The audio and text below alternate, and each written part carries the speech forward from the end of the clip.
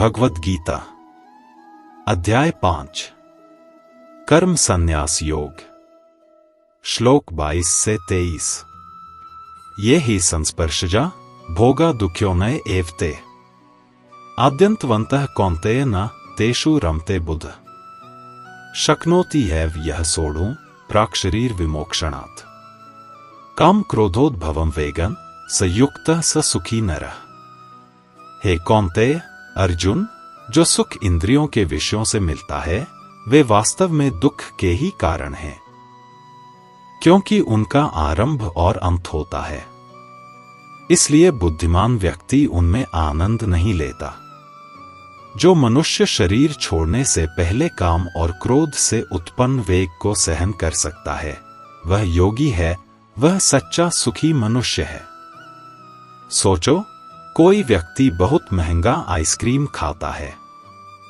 पहली बार खाने में उसे बड़ा मजा आता है, लेकिन थोड़ी ही देर बाद या तो आइसक्रीम खत्म हो जाती है या ज्यादा खाकर पेट दर्द होने लगता है। यही हाल नई कार, नया मोबाइल, नई नौकरी का भी है।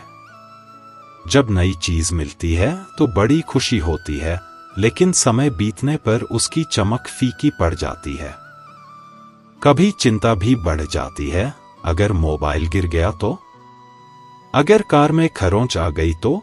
भगवान कहते हैं कि इंद्रियों से मिलने वाले सुख हमेशा शुरुआत और अंत वाले होते हैं, यानी वे स्थायी नहीं हो सकते। और जब सुख अस्थायी होता है तो उसका असर बाद में दुख भी देता है। इसलिए समझदार इंसान इन चीजों में ज्यादा आसक्ति नहीं रखता। अब सोचो, एक छात्र को परीक्षा का समय है और उसका मन कहता है चलो मोबाइल पर गेम खेलते हैं, यह है कामना। लेकिन वह खुद को रोकता है और पढ़ाई करता है।